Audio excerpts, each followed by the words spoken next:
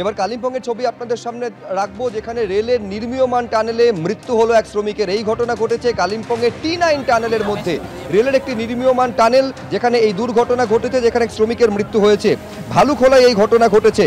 সেবক রংপো রেল প্রকল্পের T9 টানেলে দুর্ঘটনায় মৃত্যু হয়েছে শ্রমিকের। মাটি সরানোর কাজ করার সময় মেশিন চাপা পড়ে মৃত্যু হয় শ্রমিকের।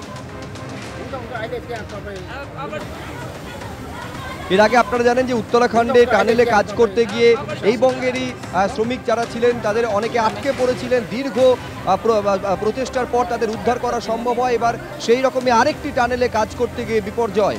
রেলের নির্মীয়মান টানেল, যেখানে কাজ করতে গিয়ে এক শ্রমিকের মৃত্যুর ঘটনা ঘটল। মাটি সরানোর কাজ করার সময় মেশিন চাপা পড়ে মৃত্যু হয় শ্রমিকের। কালিম্পংয়ে রেলের নির্মীয়মান টানেল T9 টানেলে এই দুর্ঘটনা ঘটেছে বলে জানা যাচ্ছে। সনদ ঝা আমাদের প্রতিনিধি আরো বিস্তারিত বলবেন। সনদ, এইটা আমাদের জানাও, এই মর্মান্তিক ঘটনা, কি করে মৃত্যু হলো শ্রমিকের? দেখো তখন কিন্তু এই যে T9 নম্বর টানেল, সেই টানেলে কাজ চলছিল। যেহেতু এখন 2-3 দিন ধরে বৃষ্টি কম রয়েছে এখানে এবং কাজও দ্রুত গতিতে চলছে, বৃষ্টির কারণে কাজ বন্ধ থাকে এবং কাজ চলাকালীন হঠাৎই কিন্তু একটা মেশিনের তলে চাপা পড়ে যায়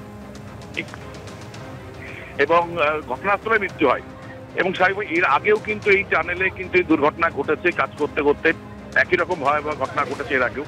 তবে আজকের এই ঘটনায় শ্রমিক মহোদয় শোকের ছায়া নেমে এসেছে। কিন্তু তার নাম রাজেশ জেটলি, দার্জিলিং এর কিডনিতে বাড়ি এবং মারা যাওয়ার পরেই কিন্তু গোটা কাজ বন্ধ হয়ে যায়। এখনো কাজ বন্ধ রয়েছে আজকেও। সনদ, তুমি আমাদের সঙ্গে থাকো। এই ছবি আপনারা দেখতে পাচ্ছেন, কালিম্পংয়ের ভালুখোলায় এই দুর্ঘটনা ঘটেছে, যেখানে রেলের নির্মীয়মান টানেলে কাজ করার সময় T9 টানেলে মেশিন চাপা পড়ে একজন শ্রমিকের মৃত্যুর ঘটনা ঘটল। কুলতলির টানেলম্যান সাদ্দাম সর্দারের বাড়ি থেকে এবার উদ্ধার হলো আগ্নেয়াস্ত্র। সাদ্দাম সর্দারের দ্বিতীয় বাড়ির ঠিকানা এটি, যেটি একেবারে কেওড়াখালীতে অবস্থিত। সেখান থেকে উদ্ধার হয়েছে আগ্নেয়াস্ত্র। দুটি আগ্নেয়াস্ত্র উদ্ধার হয়েছে এবং এখানেও নকল সোনার মূর্তি পাওয়া গিয়েছে। একটি আগ্নেয়াস্ত্র, 2 রাউন্ড গুলি এবং 2টি নকল সোনার মূর্তি উদ্ধার হয়েছে। ধৃত সাদ্দামকে জেরায় এই দ্বিতীয় বাড়ির হদিশ পায় পুলিশ। আপনারা জানেন যে 15ই জুলাই কুলতলিতে সাদ্দামকে ধরতে গিয়ে আক্রান্ত হয় পুলিশ, কিন্তু সাদ্দামের ভাই সাইরুল সর্দার, যার বিরুদ্ধে পুলিশকে লক্ষ্য করে গুলি চালানোর অভিযোগ, সে এখনো অধরা।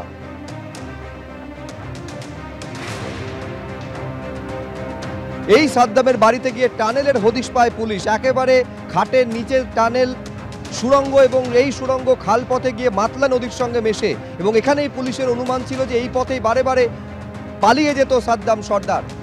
সেই টানেলম্যানের দ্বিতীয় বাড়ির ঠিকানা খুঁজে পেল পুলিশ, যেখান থেকে উদ্ধার হয়েছে আগ্নেয়াস্ত্র এবং নকল সোনার মূর্তি।